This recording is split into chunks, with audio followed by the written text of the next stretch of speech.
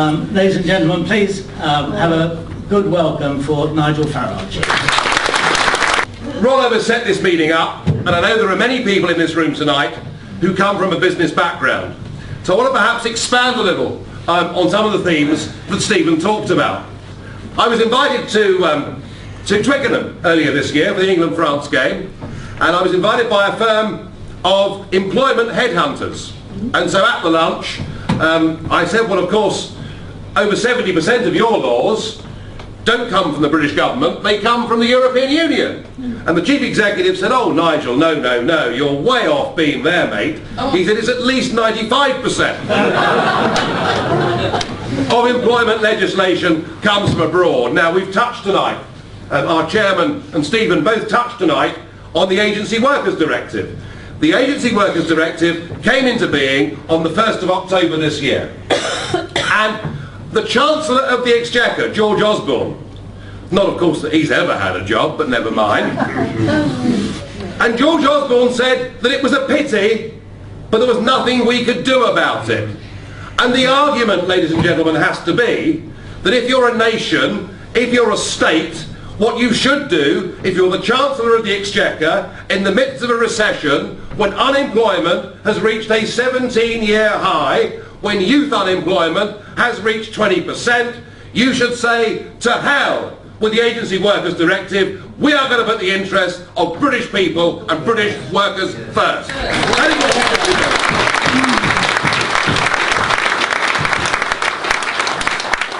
And the list goes on through health and safety, the Height at Ladders Directive. I mean, do we really need legislation to tell us that working on ladders is dangerous? I don't think we do. The madness of the environmental legislation. I mean, can you believe that when Chorus closed down in Redcar last year with a loss of 1,500 jobs, that Chorus were given, as part of the EU's carbon trading system, £300 million worth of carbon credits. They were paid 300 million sterling to close the factory in Redcar down and to relocate the whole lot to India. So even if we were concerned about CO2 emissions, and I'm rather more relaxed about it perhaps than some people, because it seems to me that volcanoes spew out rather more when they erupt than every factory in the world, but even if we were worried about it, the net effect on CO2 emissions globally has been zero. We are paying through the EU carbon scheme. British taxpayers are paying our manufacturing base to close down. It is complete and utter lunacy. And the worst of all of this is the political side of it. Because if we think the EU's carbon trading system is mad, if we think the Agency Workers Directive is bad for employment and particularly bad for young people, what can we as voters in this European Union model do? The answer is nothing. Nothing.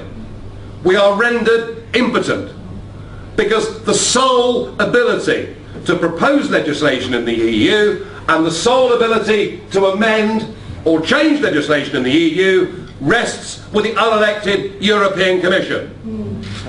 Even if every single MP, if all 646 MPs in Westminster voted to get rid of the Agency Workers Directive, all the while we accept membership of this union, there is nothing they could do. By a margin of 10 to 1, our members of Parliament voted to say that prisoners should not get the vote. And yet they were told the very next day by Kenneth Clarke, our Justice Secretary, that the vote was null and void because we're signed up to the European Convention on Human Rights, and of course being a signatory to the European Convention on Human Rights is a prerequisite of EU membership. We were impotent then, and we're impotent over the economy. And the worry is that now, sector by sector, this new form of European government is taking control of the British economy. We've seen it in the fishing industry, of course, now for over 3 decades. I mean, what a remarkable situation that in what should be British territorial waters, we are allowed to catch by volume 18% of the fish that are ours, and the other 80% goes elsewhere. We know that, we've seen it. But what happened last year, I think, was far more sinister. And again, I'm picking up on Stephen's point about financial services. And when we talk about financial services, please don't think that we're just talking about bad or greedy bankers. We're not. The City of London and financial services is about insurance. It's about equities. It's about wealth management. It's about fund management. It's about foreign exchange trading. It's about spread betting. I throw that in because Stuart Wheeler's now our treasurer. I have to each time I speak. But it's about so many things that we in London have done fantastically well. And we've become the world's centre for all of these things. In October last year, the European Parliament approved a European Commission directive that means that now the entirety of what is Britain's biggest business is now to be regulated 100% by 3 new European regulatory authorities. And what makes me most angry about this is not the fact that the Lib Dems vote for this. Of course they would. And it's not that Labour vote for it, because we know that they're signed up to the EU model. What really makes me angry is this current Conservative Party masquerade as wanting to stand up for British business, and their own MEPs were 3-line whipped to support the transference of the regulation of Britain's biggest industry to 3 new European authorities. And ladies and gentlemen, believe you me, I am going to do my damnedest to make sure they pay a price for that.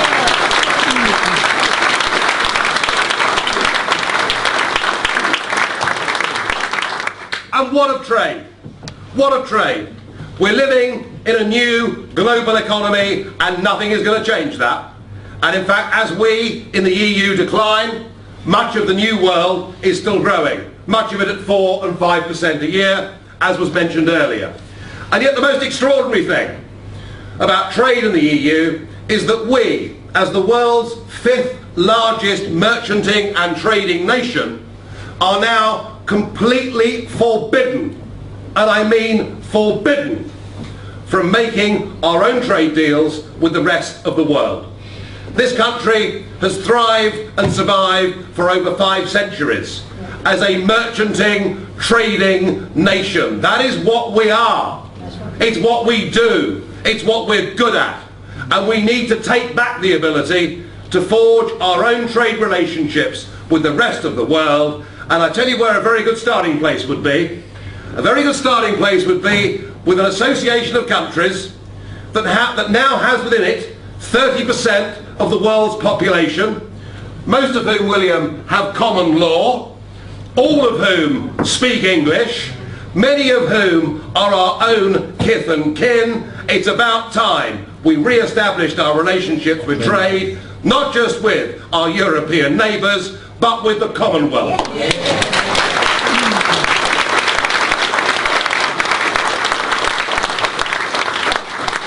If we are going to have a future, a successful economic trading future, it's about time we grew up and recognised our future isn't Europe, our future is as a global trading nation.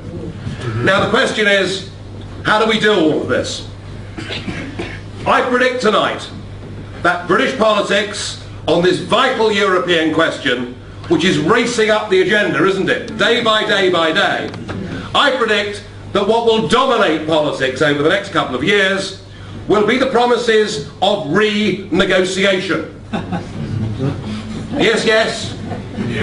Even Nick Clegg will promise to renegotiate. Quite what I don't know. But renegotiation. We will be assured by a Conservative Party, the very party that signed us up to Rome without a referendum, remember? The very party that has been actually the party of Europe more than Labour over the last 4 decades, will be assured they're going to renegotiate. Well, ladies and gentlemen, believe me, the crisis in the EU and the crisis in the Eurozone is so great and so compelling that there is nobody there with the appetite to renegotiate. In fact, they're doing the very opposite to that. They are trying, the architects of this euro failure are trying to use this crisis to gain yet more power. There is no debate about giving power back to anybody. And anyway, because of the ratchet by which European rules are made, rules can be made by a majority vote, but can only be reversed by a unanimous vote. Oh, yeah. They're clever, this lot, aren't they? Yeah. I mean, they really are clever. I don't think there's any prospect of renegotiation. And whilst I understand the arguments that are made, I actually think that the British public, and I think now that many, many businesses too in this country are saying, look, what we want is the kind of deal that the Swiss have, the kind of deal that the Norwegians have. Both of those countries sell far more of their foreign produce to the European Union countries per capita than we do. And they do that through a simple free trade arrangement. They do that without membership of the European Union. And that's being offered to us by the people running the EU. Even Giscard d'Estaing, the grand, glorious, almost regal Giscard, the man that designed the European Constitution. And I remember the day that he launched it, when I was their chairman at the press conference, and a journalist asked a question and said, but Giscard, you talk with this treaty about a European foreign policy. We never heard of Cathy Ashton then, but never mind. You talk of a European foreign policy. You talk of a European army. Surely you must understand that in the face of this, the British will never accept it. And Giscard said, the British need to understand that if they don't accept this treaty, they will be relegated to the status of a country like Switzerland.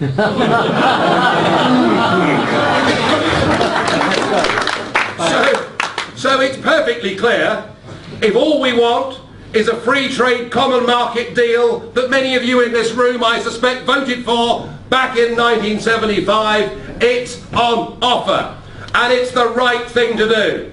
It's the right thing to do by business. We have got to give, especially Britain's 3.5 million small businesses, a chance to live and breathe.